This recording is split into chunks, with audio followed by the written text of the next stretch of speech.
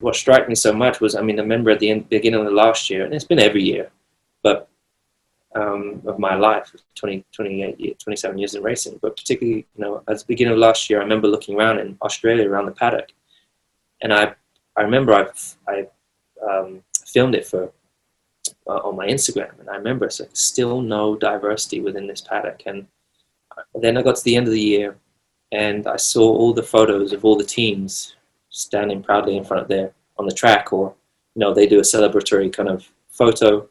So there's around close to 1,000 people if you think of all the teams, and there were three or four people of color within that setting, and and I remember thinking, how has that not changed at all since I've been here? Definitely, I think this year there has been this awakening. I think that you've seen, for example, our industry. We're talking about, there's the end racism slogan that they use. There's the We Racist One, so that there is already has sparked change, but it's really important that it's not just symbolism. It's important. It's not just words. It's important that we really put in place some real take real action to make change, to make this a more diverse sport.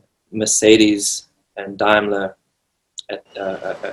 this incredibly iconic brand that's always been the Silver Arrows, changing their car to black at the start of this year. And that was something that I asked for and asked them to be a part of, trying to empower them.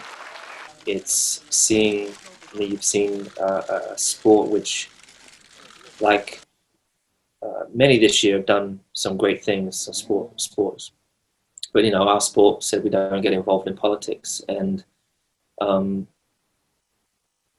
getting across that it's a human rights issue, and everyone has the right for equal rights, and pushing for that. I think the sports realize that it has a powerful voice and a place in pushing for better living standards for everyone around the world, and especially since we travel to 20 plus countries.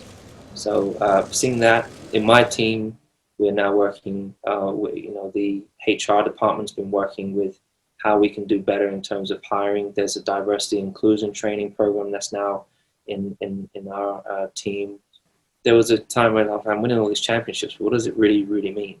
Of course, it feels great to succeed at something, and especially do something that was thought to be impossible.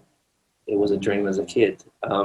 But how can you impact people? How can you utilize that platform more? That's what I've been learning more this year, and I realize that my voice carries a lot of weight with it, and it can really help shift things for my niece and nephew who are biracial, for the other kids that were like me, who will face, young black kids will at some stage in their lives face racism.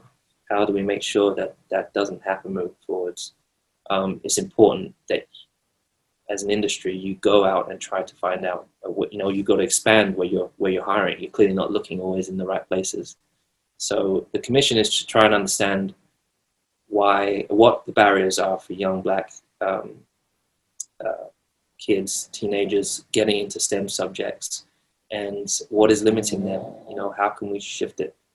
And we've got people that are in the commission that are working on the ground in black communities. We've got people that are in education. We've got people that are in politics, who at the end will be the people that can really change, push for the change for the curriculum, hopefully, and help give the more opportunity for kids. Every kid it shouldn't matter where you come, what your background is, your race or your religion, or where you live, you should have equal opportunity at education.